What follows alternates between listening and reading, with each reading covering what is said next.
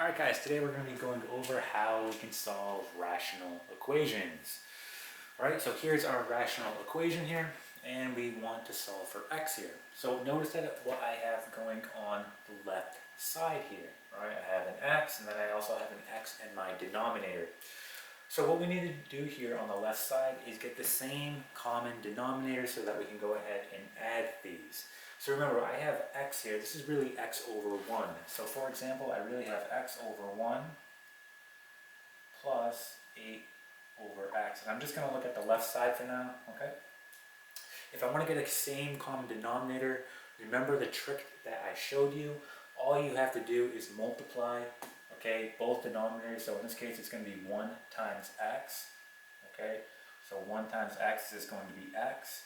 And then you say to yourself, well, what did I multiply, okay, this by in order to get x? Well, I multiplied by x. So I'm going to do x times x here.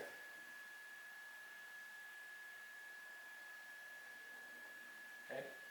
What did I multiply here by in order to get x? Well, I multiplied by 1. So I'm going to do 8 times 1. Okay. So let's go ahead and simplify this down. X times x is going to be x squared. And we get plus 8 all over x. Okay, and this will be equal to 6. Alright, so there we are. Now we want to go ahead and multiply both sides by x so we can get rid of this denominator. So multiply by x, this will naturally cancel out. And we're going to be left with x squared plus 8 equal to 6x. Okay? Alright, let's go ahead and erase some of this work. And so now we have x squared plus 8 equal to 6x. Okay, so think about how we can go about solving this now. Well, if I move this 6x to the left, right, we can solve that by solving for essentially the zeros here, right? Because this is going to be a quadratic. So if I move this to the left, we can solve by factoring, right? And we can get the zeros. So we're going to have two answers here, all right? So we're going to move this over. So we're going to have x squared minus 6x plus 8. Let's go ahead and factor this now. And remember, this is all equal to 0. So again, you can use the AC method here. As you get more comfortable, you probably don't need to use it.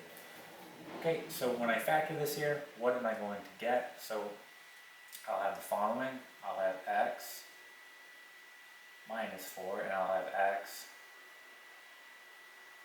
minus 2, right? When I multiply these two numbers, I get 8. When I add these two, I get -6. And again, this is all equal to 0. And you just want to solve both of your factors now. So we're going to solve this one and solve this one. So we have x minus 4 equal to 0 and x minus 2 equal to 0. So our final answer will be x will equal 4 and x will equal 2. So we have two answers. All right, we just solve for x, so it can be 4 and it can be 2. So x equals 4 or 2.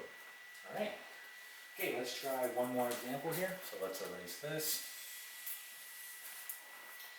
And we'll have the following. We're going to have 10 over 3 equal to 4x, 4 over x, plus 2. Okay, so again, we're dealing with rational equations here. We want to solve. So, like the last problem, again, we want to get the same common denominator here so that we can go ahead and combine the two. So I'm just going to go ahead and take a look at this part here. So I'm going to have 4x plus, remember this is really 2 over 1. So again, we're going to use that trick again, just multiply the denominators. When I do that, x times 1 will be x. What did I multiply this by in order to get x? Well, I multiplied by 1. So I'm going to do 4 times 1 plus, what did I multiply this by in order to get x? Well, I multiplied by x. So I'm going to do 2 times x. Okay? And when we simplify this down, we'll get the following. So we're going to have 2x. I'm going to write it in order, so I'll have 2x plus 4 all over x. And this is going to be equal to 10 over 3. Okay. Alright. At this point, let's go ahead and multiply both sides by x. This will naturally cancel. Multiply by x. Okay.